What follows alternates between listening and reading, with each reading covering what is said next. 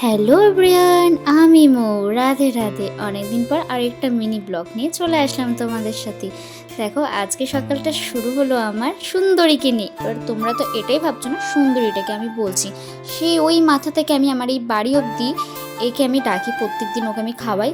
ও মানে বুঝে গেছে যে আমি এখানে গেলে পরে আমি একদম নিঃস্বাদ আমি খাবার পাবো, তো ওকে আমি সুন্দরী করে ডাকি। ওকে জাস্ট একবার বলেছি সুন্দরী এদিকে আসো, ও চলে আসে একবারে। মানে ও ওয়েট করে থাকে যে আমি কখন ওকে ডাকবো। আর সকালটা যদি এরকমভাবে শুরু করা যায় তাহলে কিন্তু মন্দ হবে না। আর আজকে কিন্তু সুন্দরীকে সে কিউট লাগতেছে, আর আমি একে সুন্দরী করে ডাকি। কিন্তু তো আমি সুন্দরীকে খাওয়া দাওয়ায় আমি চলে গেলাম নিজের পেট পূজা করতে, কারণ আমারও তো খিদে পেয়েছে, শুধু ওকে তো খাওয়ালে হবে না। আর আমাকে সবাই ফেসবুকে কমেন্ট করো যে দিদি ভাই তুমি উপন্যাসের বইগুলো কোথায় পাও, কোথা থেকে কিনো। দেখো, সব থেকে বড় কথা, আমি প্রচুর গরিব, আমার ওই উপন্যাসের বই কেনার মতো টাকা আমার কাছে নেই। তাই আমি একটাই সাজেস্ট করব তোমাদেরকে, প্লে স্টোরে গিয়ে আমি পদ্মজা বলে একটা অ্যাপ আছে, সেটা ডাউনলোড করে নেবে। অল তুমি উপন্যাস পেয়ে যাবে।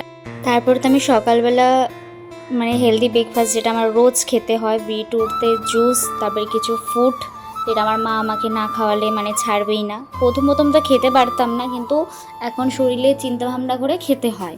বাট খেয়ে নিজেকেও রিল্যাক্স করি যে না, খেয়ে তো আমারই লাভ হচ্ছে না।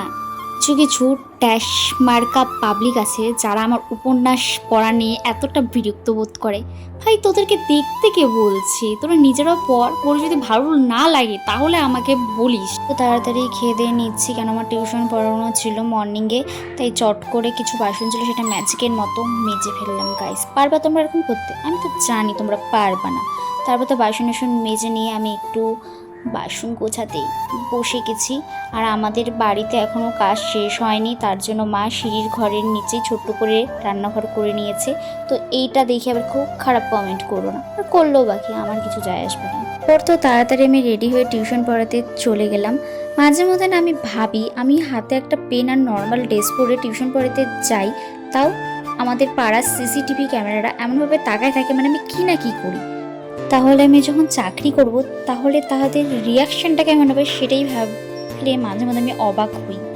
তারপর তো আমি টিউশন পড়াতে চলে এলাম, যেহেতু স্টুডেন্টের পরীক্ষা, তাই খুব মন দিয়ে পড়াশোনা করতে ব্যস্ত। তারপর ওখান থেকে টিউশন পড়াটারে আমি বাড়িতে চলে আসলাম। আর আজকে আবার বিকেলে 4টার দিকে পড়ানো আছে, তাই আজকে রেস্ট করা তো মানে ভুলেও মানে স্বপ্ন তো আমি আনতে পারবো না। তারপরে তাড়াতাড়ি স্নান ধান করে আমি একটু স্কিন কেয়ার করে নিলাম। নর্মালি সেরকম কিছুই লাগাই না, জাস্ট একটু টোনার আর গুড ভাইবসের ডে ক্রিম, আর কিচ্ছু না গাইস।